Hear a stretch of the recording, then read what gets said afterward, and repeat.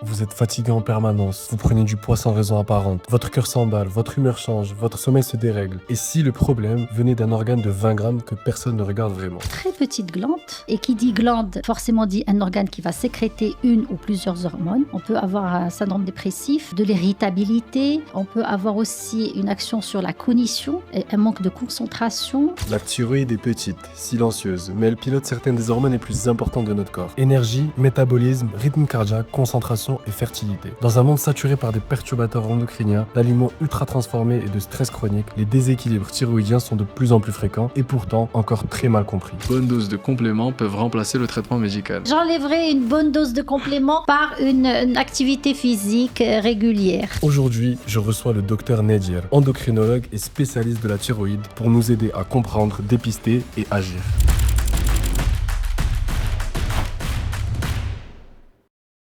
Bienvenue Dr Nazir, merci beaucoup d'être avec nous. Alors aujourd'hui, on va parler d'un sujet qui touche des millions de personnes, notamment les femmes. Sur le plan médical, on sait que la thyroïde, c'est un organe qui est essentiel pour l'énergie, le métabolisme, le poids, l'humeur. Mais il y a tellement de personnes qui vivent avec beaucoup de symptômes invalidants et qui ne comprennent pas ce qu'ils ont. Est-ce que vous, à travers votre expérience, vous pouvez nous dire pourquoi est-ce qu'on en est arrivé là? Pourquoi est-ce qu'il y a tant de gens qui sont dans l'incompréhension de leurs symptômes? D'abord, je vous remercie infiniment, Camille, de m'avoir invitée et surtout de parler d'un sujet qui est d'actualité aujourd'hui, de par l'explosion des problèmes et des perturbations essentiellement de la fonction thyroïdienne. Alors, c'est vrai que plein de personnes, souvent on reçoit à nos consultations des personnes qui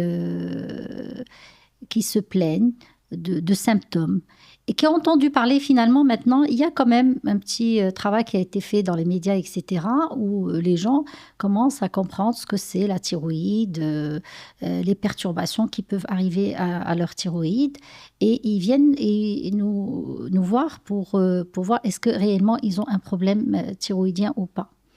C'est vrai que les symptômes thyroïdiens peuvent ressembler à n'importe quel autre symptôme en fait. Les symptômes sont au complet lorsque la pathologie thyroïdienne est là depuis un certain moment. Elle dure depuis un certain temps. Par contre, au début d'une pathologie thyroïdienne, on peut ne pas avoir la panoplie de symptômes qu'on a. Généralement, les patients se plaignent d'asthénie, c'est-à-dire de fatigue. Mais c'est une fatigue quand même qui dure, qui est inexpliquée. Ils sont fatigués dès le réveil le matin. Et donc, et leur corps, ils n'arrivent plus à comprendre qu'il y a quelque chose, mais ils n'arrivent pas à mettre le doigt dessus. C'est parmi les symptômes précoces. L'asthénie peut être un symptôme très précoce. Mais juste avant de rentrer dans les symptômes, parce que vous allez nous parler de toute la panoplie de symptômes, c'est quoi concrètement la thyroïde? Alors la thyroïde, en fait, c'est une très petite glande. C'est souvent le cas de nos glandes. Et qui dit glande, forcément dit un organe qui va sécréter une ou plusieurs hormones. C'est une glande qui est située à la base du cou, juste derrière les muscles du cou. Elle pèse à peine 20 à 30 grammes selon les cas. Elle fait pratiquement 5 cm de largeur, donc elle est très très petite. Mais son rôle est vraiment très très grand et son rôle est primordial pour le fonctionnement de tout notre organisme.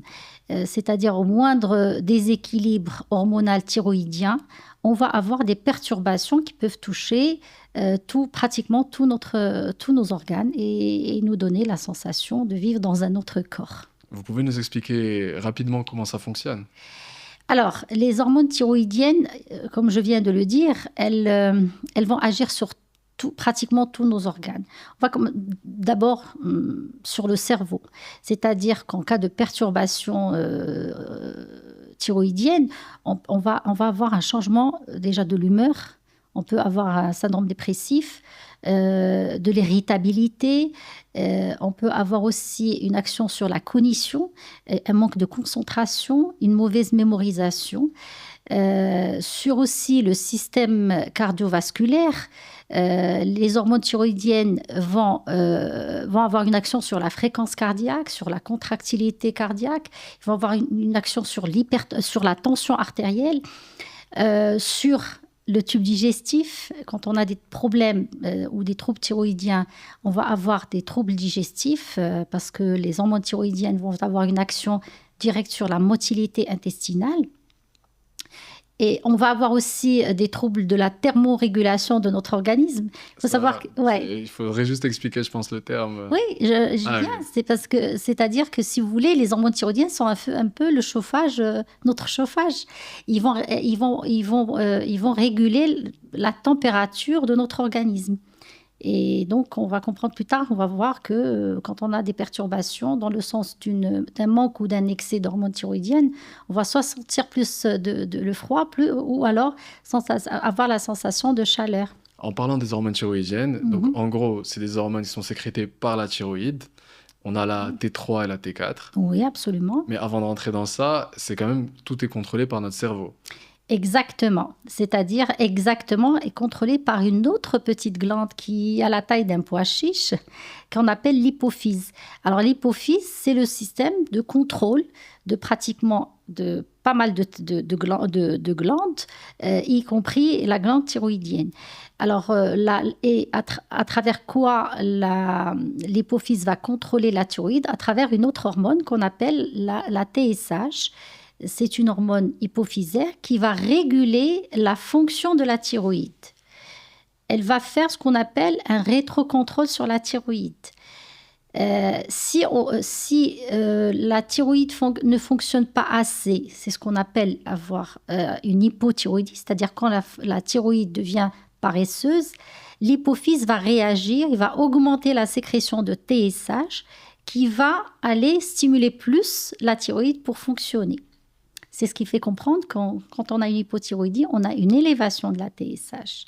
Et dans le cas contraire, lorsqu'on a une hyperexcitation, une hyperactivité de la thyroïde, de la fonction thyroïdienne, on va avoir un rétrocontrôle négatif. Ça veut dire que l'hypophyse va diminuer sa sécrétion de TSH pour ralentir l'activité de la thyroïde et par conséquent diminuer la production d'hormones thyroïdiennes. Donc globalement, on a l'axe hypothalamo-hypophysaire qui sécrète in fine la TSH, qui va aller exercer un contrôle sur la thyroïde. Exactement. Et ce contrôle et ces hormones thyroïdiennes elles-mêmes vont avoir un impact sur la sécrétion de TSH. Exactement. Comme ça, les deux, elles se régulent. Exactement, oui. D'accord. Donc, en gros, c'est pour ça que généralement, quand les premières analyses qu'on demande quand on fait un bilan thyroïdien, c'est pas forcément les hormones thyroïdiennes directement, c'est la TSH. Exactement, oui. Comme la TSH, c'est l'hormone qui va initialement être perturbée. C'est-à-dire que l'hypophyse va être très, très sensible au taux d'hormones thyroïdiennes circulant. D'accord, dans notre organisme. Et la première hormone qui va détecter ce déséquilibre, c'est l'hormone hypophysaire, la TSH. D'où, quand on veut faire le dépistage ou bien savoir si un patient a un problème de dysfonctionnement thyroïdien, la première hormone qu'on demande, c'est l'hormone hypophysaire, la TSH. Et après, on va compléter, en fonction de ce qu'on va trouver, on va compléter le reste du bilan avec notamment des fois les hormones thyroïdiennes T3, T4. Et la différence entre T3 et T4, est-ce que c'est pertinent d'expliquer ou... Alors, en fait, la thyroïde, elle sécrète pratiquement finalement trois hormones. T4, la thyroxine, la T3 qui est la triiodothyronine, et une autre hormone qu'on oublie, c'est la calcitonine. Bon, ça, c'est pas un autre sujet qui équilibre un peu, qui fait partie de l'équilibre du calcium dans le sang. C'est surtout les deux hormones T4 libres et T4 et T3 qui sont à l'origine des problèmes de dysthyroïdie. En fait, la thyroïde, elle va sécréter surtout de la T4, qui est une hormone inactive. Et elle va sécréter une petite quantité de T3 libre, qui est l'hormone active. La T4, elle va circuler dans le sang, elle va être transformée en T3 libre au niveau des cellules, et c'est la T3 libre qui est fonctionnelle, qui est active. D'accord, c'est super intéressant. Bon, oui, c'est vrai que c'est surtout la T4 qui est sécrétée par la thyroïde et une faible partie de la T3 libre. Et en gros, donc, T4 sécrétée inactive qui va être Elle va être transformée transformée. au niveau des cellules en T3 Et active. c'est quoi typiquement une patiente qui se présente chez vous et vous savez directement qu'elle a un trouble de la thyroïde? C'est quoi le schéma, on va dire le profil classique? L'âge, le sexe? Alors, le profil classique, ça peut, en fait, actuellement, c'est vrai qu'il y a quelques années, plutôt, on avait surtout des pics d'apparition par exemple, d'hypothyroïdie ou d'hyper. En fait, la pathologie la plus fréquente, en fait, c'est l'hypothyroïdie. C'est ce qu'on appelle un peu la paresse de la thyroïde, quand elle ne quand elle ne fonctionne pas bien. Et la première cause des hypothyroïdies, c'est l'auto-immunité. Donc là, c'est la fameuse maladie d'Hashimoto. Alors, on avait des pics, en fait, en périménopause, c'est-à-dire, les pics étaient vers 45-55 ans chez les femmes le plus souvent. Actuellement, il y avait aussi un petit pic autour de la puberté. Donc, il y avait des cas et ça s'explique par les perturbations hormonales, surtout l'élévation ou la chute des oestrogènes au cours de ces deux périodes, la puberté et la périménopause. Mais actuellement, en toute sincérité, on peut avoir un problème thyroïdien à tout âge, de la naissance à la sénescence. Et est-ce qu'il y a un signe qui ne trompe pas? Sincèrement, ça dépend. Le patient, il arrive à quel stade depuis quand le dysfonctionnement thyroïdien est présent chez lui. C'est-à-dire, au tout début, on peut ne pas avoir de symptômes francs. On peut avoir une petite fatigue, peut-être une chute de cheveux, peut-être une petite dépression. Même, je dirais pas un syndrome dépressif, mais un patient qui est quand même un peu ralenti. Pour les enfants, on peut avoir une mauvaise concentration, des mauvaises notes à l'école, une mauvaise mémorisation. Et tout ça, donc, finalement. Mais typiquement, on peut des fois reconnaître une hypothyroïdie qui dure pendant un certain temps.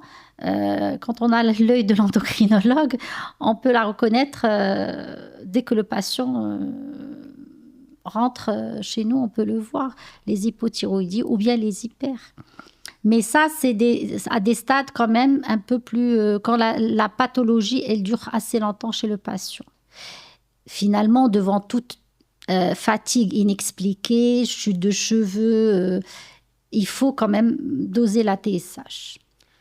Et penser à une pathologie thyroïdienne. Oui, bien sûr. Et est-ce qu'il y a aussi un impact, vous avez dit, qui peut être scolaire, qui est cognitif? Oui. Sur la fatigue, ça affecte beaucoup de choses, enfin le fonctionnement de manière générale d'un être humain. Est-ce que ces personnes-là ont un accompagnement psychologique? Parfois, elles sont dans l'incompréhension. Comment est-ce que vous faites face à ça?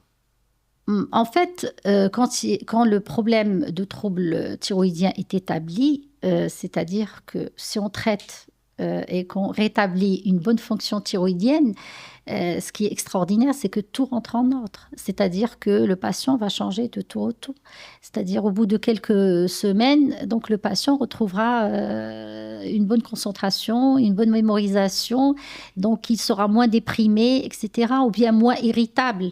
Donc il n'aura pas besoin de soutien psychologique particulier. Il faut juste expliquer que c'est vrai que quand on a un trouble hormonal thyroïdien, ça retentit sur aussi l'humeur, sur la concentration, sur la mémorisation, etc. Et qu'il faudra expliquer au patient qu'il faut juste équilibrer son bilan hormonal thyroïdien pour retrouver une bonne cognition. Donc, juste pour résumer, en gros, la thyroïde, c'est un tout petit organe contrôlé par le cerveau, mais qui contrôle aussi le cerveau. Il sécrète majoritairement de la T4, qui est la forme inactive, elle est activée, et ça affecte beaucoup de fonctions. Exactement. Vous avez dit les symptômes, ça peut être fatigue, perte de cheveux, prise de poids, enfin... Oui, ou perte de poids aussi dans l'hyper. Ouais. Maintenant, c'est quoi les grandes pathologies de la thyroïde? Vous avez parlé rapidement de Hashimoto. Oui, on a fait un peu quand même, j'ai lancé un petit peu. Donc, si on veut un peu simplifier les grandes pathologies thyroïdiennes, on a les pathologies thyroïdiennes qui touchent la fonction thyroïdienne et il y a des pathologies thyroïdiennes qui touchent la morphologie de la thyroïde. On va pas en parler aujourd'hui parce que généralement à 90%, c'est ce qu'on appelle, c'est ce qu'on a, les fameux nodules thyroïdiens qui sont très fréquents aujourd'hui.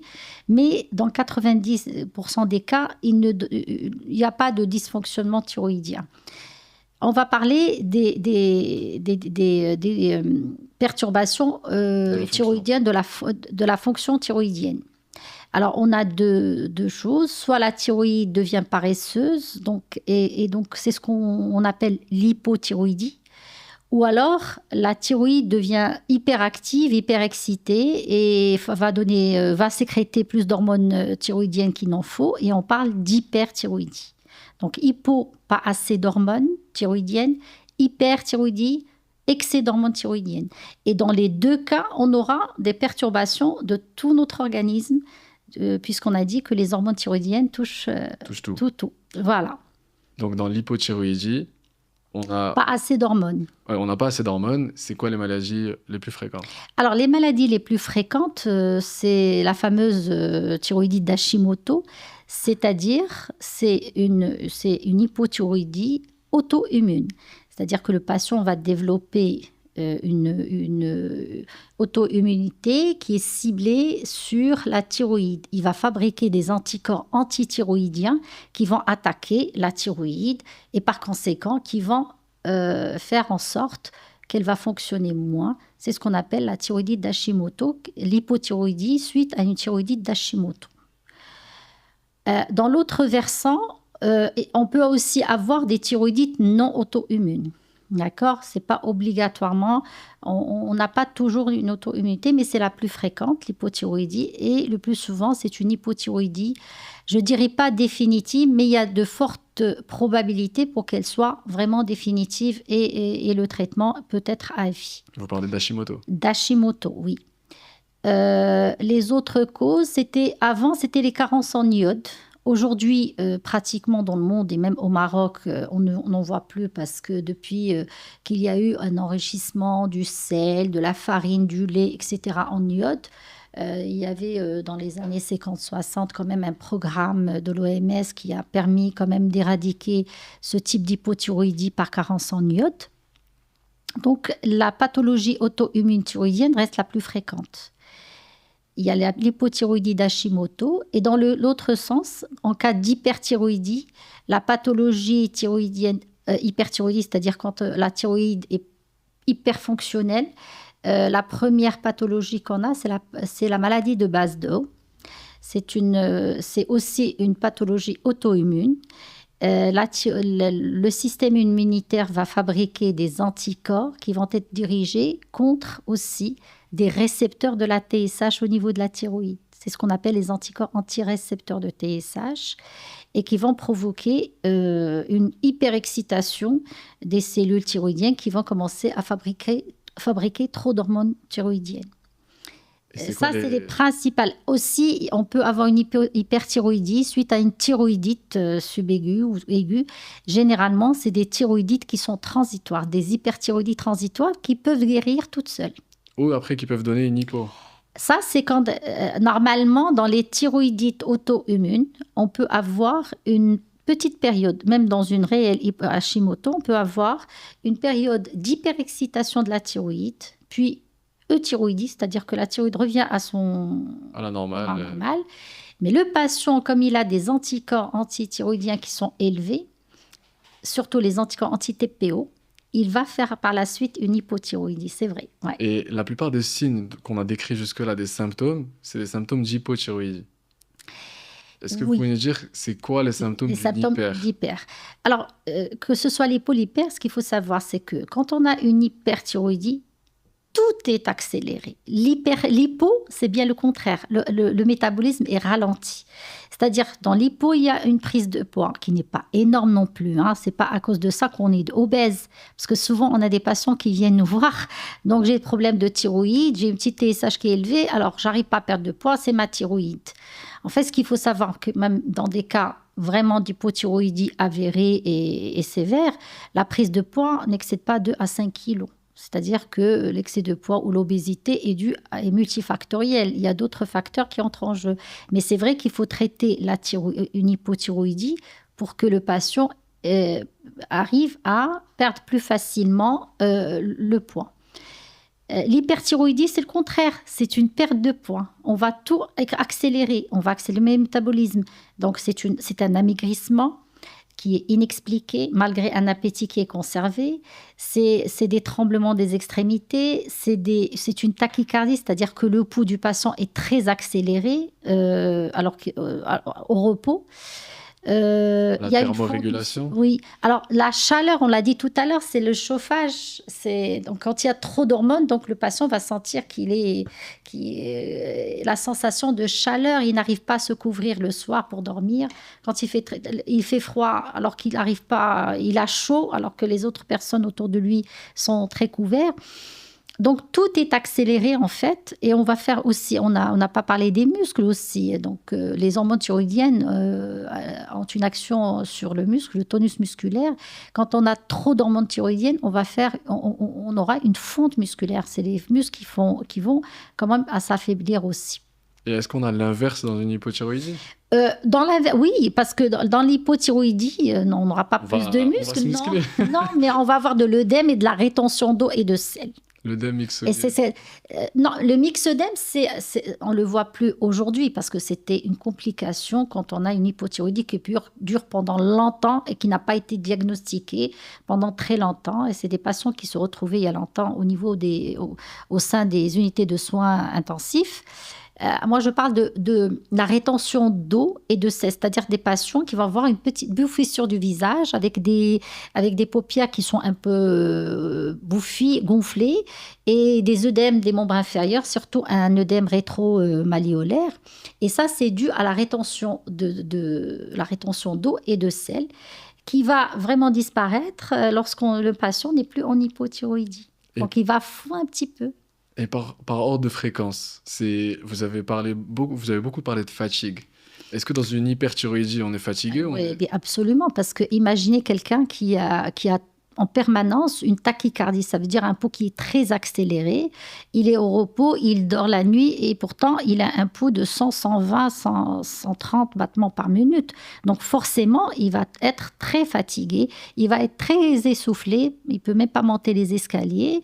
Et donc, effectivement, dans les deux cas, l'hypo-l'hyper, il va y avoir de la fatigue. Sauf que là, le métabolisme, il est très accéléré. L'autre, le métabolisme est ralenti. Mais évidemment, dans les deux cas, le patient se sent très fatigué. Et donc, par ordre de fréquence, le symptôme principal, globalement, celui que vous retrouvez le plus chez vos patients, c'est la fatigue. Dans l'hyper? Dans les deux. Dans les deux, ouais. Oui, c'est la fatigue. Et puis aussi, dans l'hyperthyroïdie, c'est pratiquement pathognomonique. Une perte de poids avec un appétit conservé, une tachycardie, c'est-à-dire un pouls qui est accéléré. Et puis aussi, le patient, c'est des tremblements très fins des extrémités. Il tremble, mais c'est des tremblements qui sont très, très fins. Vous avez parlé du poids, et je pense que c'est un sujet qui intéresse énormément de gens, parce que, aujourd'hui, le physique, ça devient extrêmement important. Ces patients-là, en fait, qui sont en hypothyroïdie, vous avez dit qu'ils peuvent prendre plutôt 2 à 5 kilos. À cause d'une hypo. À cause de l'hypothyroïdie. Ça veut dire que tout ce qu'ils prennent au-delà, c'est d'autres facteurs qui n'ont rien à voir avec leur thyroïde. Et si on les traite, ils ne vont pas retrouver un poids normal. C'est-à-dire que ce qu'on explique aux patients, et c'est vrai que avoir une hypothyroïdie et vouloir perdre du poids, ça va être très compliqué. C'est un obstacle, ça va être un obstacle à la perte de poids. Mais moi, ce que je dis, c'est que les patients rapportent toujours la prise de poids à la thyroïde, parce que même s'ils sont traités et même si après ils ont stabilisé leur fonction thyroïdienne et ils continuent à avoir du poids, donc ils incriminent toujours c'est vrai, c'est parce que j'ai un problème de thyroïde, j'arrive pas à perdre, alors que la thyroïde est stabilisée, la TSH est normale, donc il n'y a pas de problème. Donc c'est-à-dire que l'hypothyroïdie va faire prendre un peu de poids, mais pas plus en moyenne de 5 kilos, qu'on va perdre quand on traitera la thyroïde. Et l'excès de poids qui reste ou l'obésité qui reste, elle doit être traitée. Et donc, moi, je rassure toujours les patients de leur dire, c'est pas parce que vous avez une hypothyroïdie que vous traitez et que vous avez du poids que vous n'allez pas le perdre. C'est ça un peu Parce que dans l'imaginaire des patientes, le fait d'avoir une hypothyroïdie qui est même bien traitée et qui est bien stabilisée, ça va être un obstacle. Absolument pas.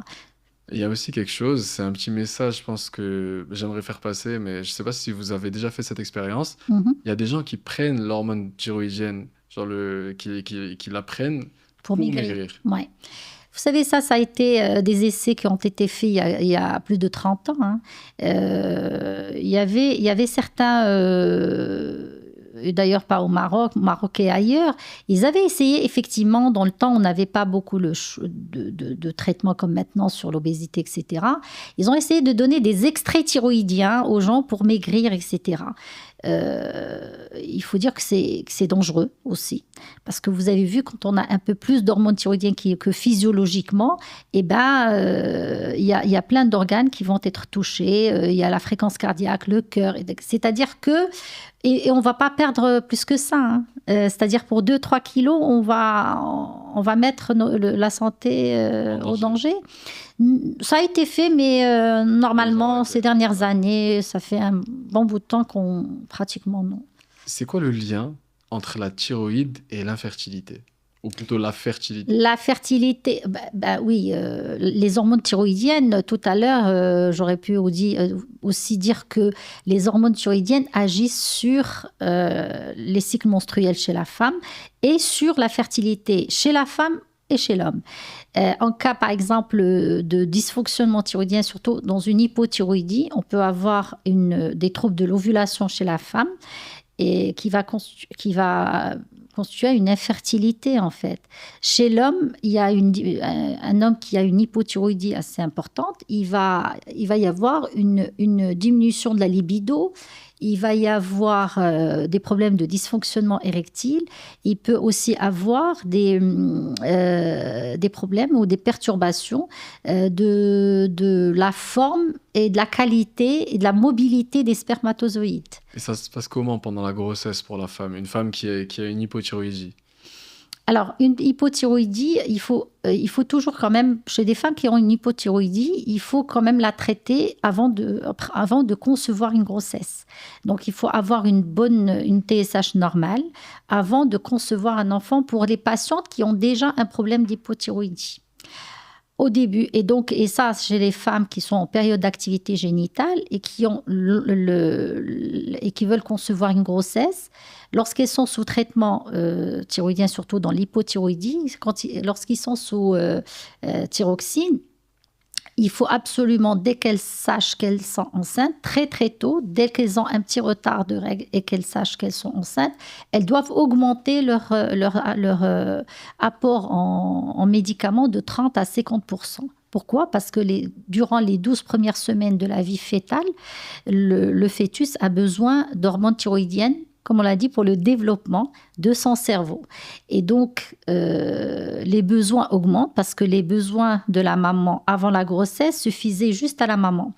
Et au cours du premier trimestre de grossesse, il faut qu'elle en prenne elle-même et qu'elle en donne une partie au fœtus. Donc, généralement, on conseille aux patientes, quand on a une patiente qui a une hypothyroïdie, qui est traitée, et qui a aussi le désir d'avoir une grossesse, on l'avertit dès qu'elle tombe enceinte, elle doit augmenter la dose de son traitement de 30 à 50% très rapidement avant même d'aller consulter son endocrinologue. Et même en augmentant la dose, est-ce que sa TSH, elle reste dans des niveaux normaux parce que l'hormone va être utilisée ou bien... Après, bien sûr, au cours de la grossesse, c'est une surveillance très rapprochée de sa TSH. C'est-à-dire, juste pour vous dire, avant la grossesse, on peut être un peu plus... Si la TSH est normale, rien n'empêche le patient de faire une TSH tous les 6 mois s'il est bien, pendant un certain temps, s'il est bien stabilisé sous son traitement. Mais quand la patiente tombe enceinte, durant les premiers mois en tout cas, on demande une TSH tous les mois pour ajuster, même si elle augmente la dose, il faut être sûr qu'à chaque mois, on a une TSH qui est dans les objectifs pour la grossesse. Et pour la grossesse, les objectifs changent par rapport à une femme qui n'est pas enceinte. Donc en fait, c'est comme si on crée une légère plutôt hyperthyroïdie à la femme enceinte. Enfin, la TSH, on accepte des... Mais la TSH, normalement, quand la patiente... C'est vrai qu'au cours de la grossesse, au premier trimestre, on va quand même faire varier la TSH entre 0,1 à 3. Deuxième trimestre, 0,2 à 2,5. Et troisième trimestre, 0,3 à 2,5. Vous allez me dire pourquoi 3 au premier trimestre? Parce qu'il y a une élévation physiologique de la TSH due à la sécrétion de bêta-HCG. D'accord? Et il y a une petite élévation de la TSH. Donc le 3, ça a été fait parce que physiologiquement, la TSH augmente, même chez une patiente qui n'a pas de problème thyroïdien.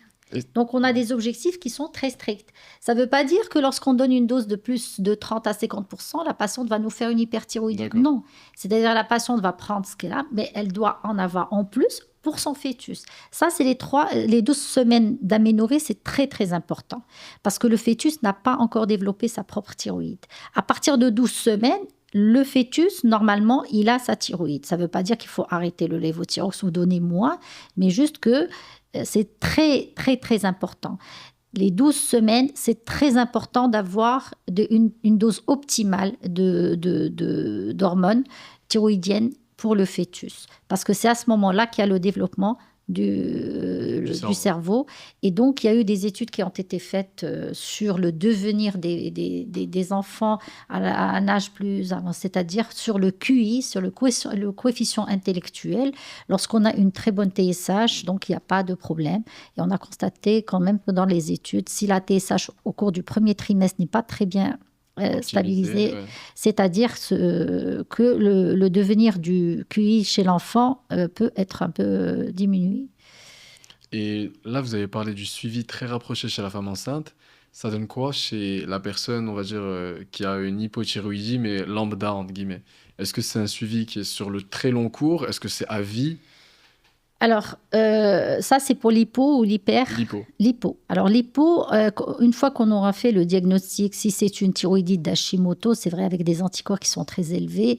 C'est quoi d'Hashimoto? Ça veut dire qu'on a une TSH élevée avec des anticorps anti-TPO qui sont élevés, des anticorps antithyroïdiens. C'est la thyroïdite d'Hashimoto.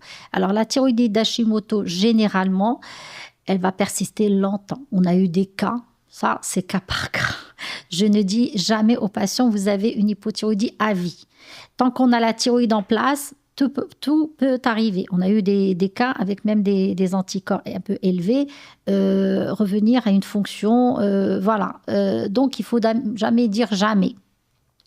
Par contre, le seul cas où le traitement est à vie et qu'on peut le prescrire sur ordonnance dès la première consultation, c'est pour les patients qui ont eu une thyroïdectomie totale. Après, quand ils ont été opérés, ils ont enlevé la thyroïde.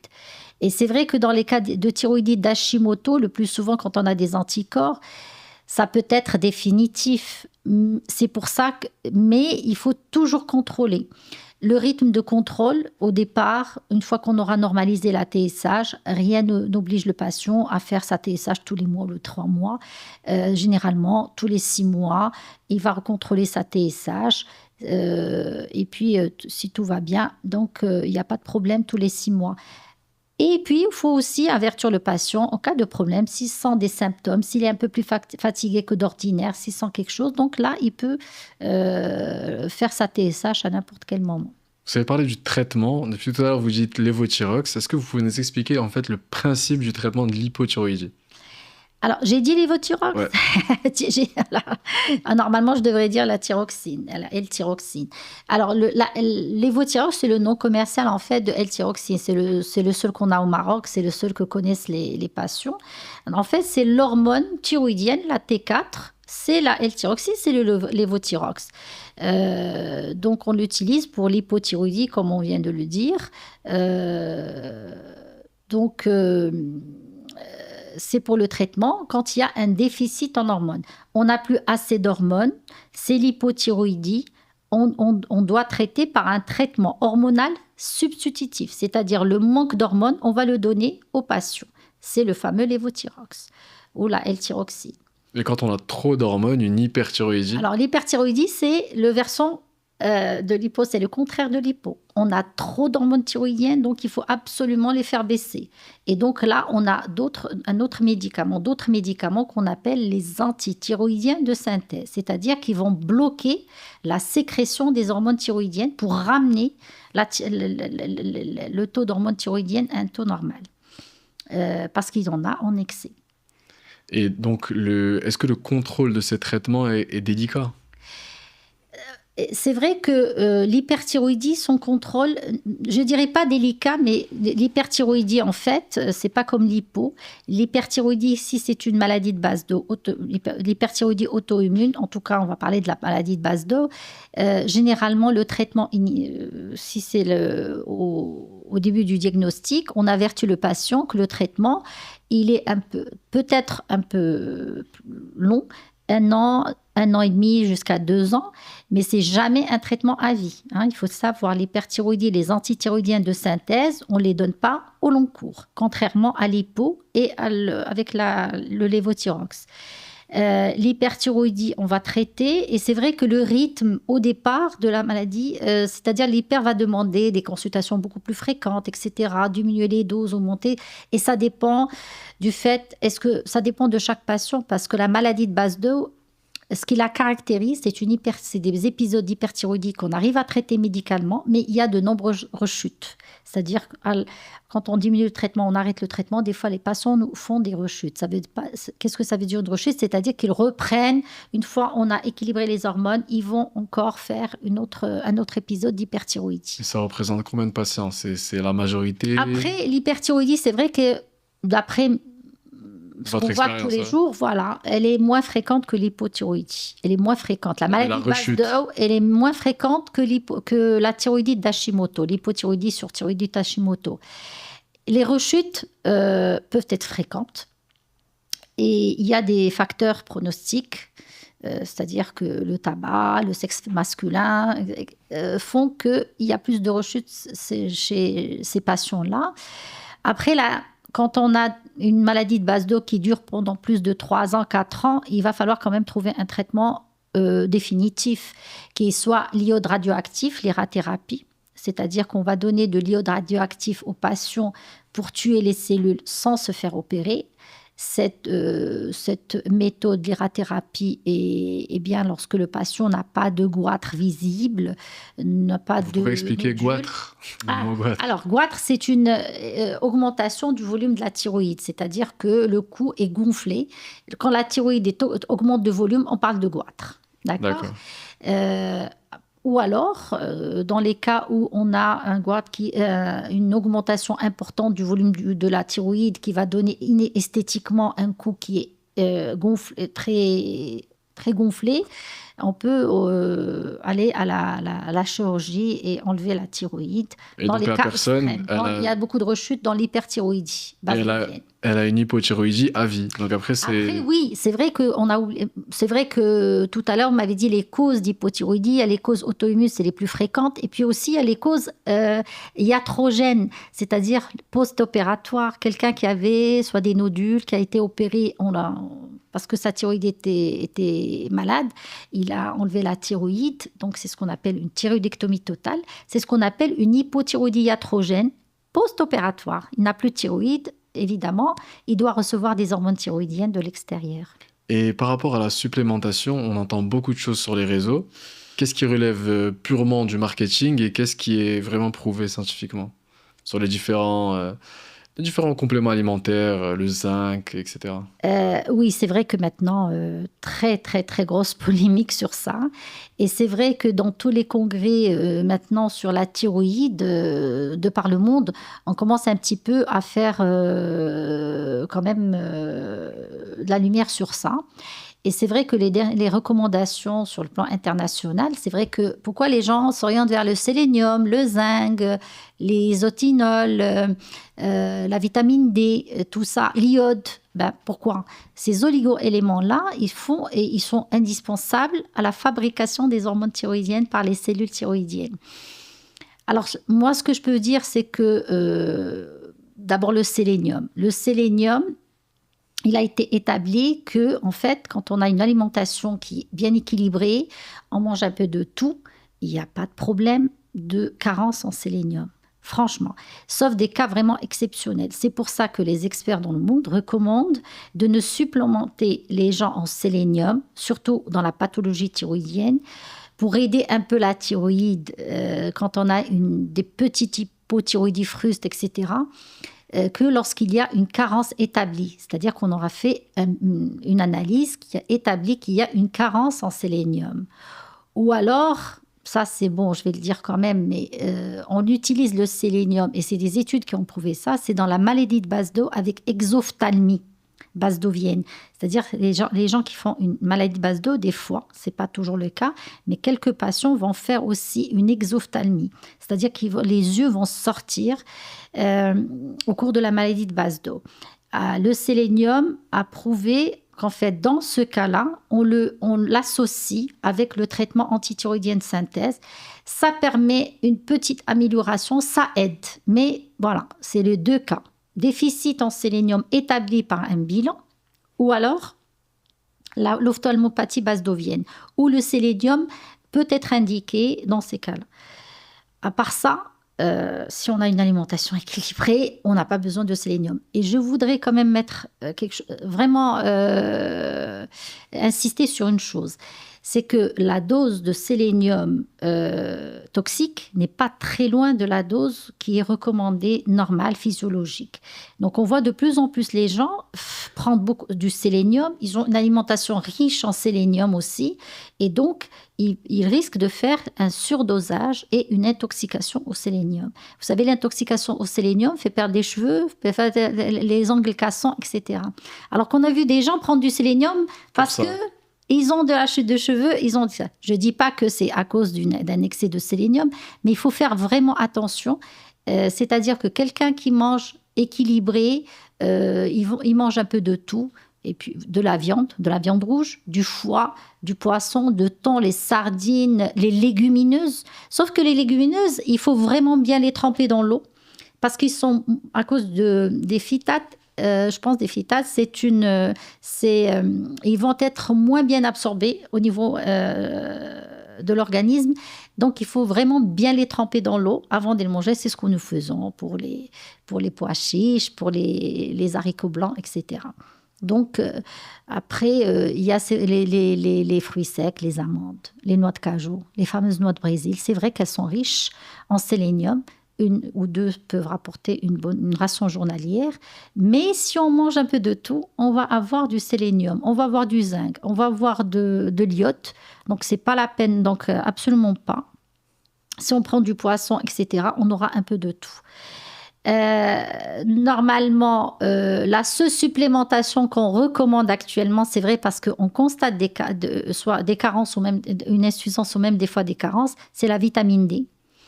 Et la vitamine D, par manque d'ensoleillement aussi. Là, oui, la vitamine D aussi est importante à avoir des taux qui sont dans les normes. Ça aide aussi la fonction thyroïdienne. Et si vous aviez 3 conseils à donner à des patients qui ont une maladie thyroïdienne, ça serait quoi ? Une maladie thyroïdienne, d'abord, je veux vraiment les rassurer. Il n'y a pas une maladie thyroïdienne, c'est-à-dire de la fonction thyroïdienne, soit l'hypo, soit l'hyper, qui ne se traite pas de façon efficace. C'est vrai que l'hyper, des fois, peut être un peu plus... il y a des gens qui vont faire des rechutes, etc. On a constaté quand même que les gens qui font beaucoup de rechutes, c'est les gens qui ne sont pas très compliants à leur traitement. Des fois, c'est des traitements un peu longs. Et donc, les gens, au cours de route, quand ils se sentent bien, donc ils arrêtent leur traitement sans l'avis médical, etc. Et donc, rebelote, ils reviennent comme si on avait commencé dès le départ. L'hypo, là aussi, c'est vrai que c'est un traitement le plus souvent qui est long, qui peut être aussi à vie, etc. Les gens, en cours de traitement, des fois, ils baissent un peu les bras, donc ils commencent un peu à tricher. Je ne prends pas mon médicament aujourd'hui, donc ils oublient de les prendre, etc. Et ça, le plus souvent, c'est les causes les plus fréquentes qu'on a, pas de rechute, mais de déséquilibre. C'est-à-dire les gens qui reviennent avec une TSH, le plus souvent, non, j'arrive pas à équilibrer ma TSH, pourquoi, etc. Il faut faire aussi attention. Je voudrais aussi que les patients sachent que beaucoup de compléments alimentaires, beaucoup de vitamines, beaucoup de médicaments peuvent perturber l'absorption du médicament, en l'occurrence l'évothyrox. C'est-à-dire que le fer, c'est-à-dire qu'on a souvent, les gens prennent des vitamines où il y a du fer, il y a du magnésium, le calcium. Alors, ils doivent quand même, c'est pas qu'ils ne vont pas le prendre, mais juste il faut distancer la prise de lévothyrox par rapport au fer, au magnésium, au calcium, d'au moins 3 à 4 heures avant de prendre. Aussi, certains médicaments comme les IPP aussi, ils diminuent l'absorption du lévothyrox. Oui. Et globalement, est-ce que vous pensez, après, avec votre grande expérience, que les maladies thyroïdiennes, elles ont été un peu banalisées au Maroc? Banalisé au Maroc, bien au C'est-à-dire que est-ce que pour vous, les gens sont assez informés ou est-ce qu'elles sont banalisées? On dit, bon, ces symptômes, c'est juste, il est fatigué. Ça fait quand même presque 25 ans que je suis en endocrinologie. Je peux vous dire que les choses ont vraiment beaucoup changé et dans le bon sens, en toute sincérité. C'est-à-dire qu'à une certaine époque, les gens ne savaient même pas que la thyroïde existe. De plus en plus, je pense que c'est grâce aux réseaux sociaux, l'avantage des réseaux sociaux, et puis des émissions comme ça, qui depuis quelques années, les gens commencent à quand même au moins comprendre ce que c'est la thyroïde et les fonctions. Après, oui, c'est vrai que certains patients comprennent plus ou moins à leur façon et tout, mais quand même, il y a eu du travail qui a été fait. Et au contraire, de plus en plus, on reçoit des patients qui sont là, des patientes qui viennent justement voir est-ce que ma thyroïde fonctionne bien, est-ce que j'ai pas un problème thyroïdien. C'est vrai que ça a changé. Et est-ce qu'il y a une différence entre la prise en charge dans les grandes villes et dans les villes qui sont un peu plus reculées? Ça, c'est pas. Je ne dirais pas que c'est pas particulier à la thyroïde. C'est-à-dire que l'accès aux soins, et c'est vrai que la thyroïde, si on n'a pas à côté un laboratoire de biologie qui va faire les dosages hormonaux, voilà, on a beau penser à une pathologie thyroïdienne, le médecin va peut-être penser à la pathologie, mais il aura besoin d'un laboratoire qui va lui faire le bilan hormonal, une TSH.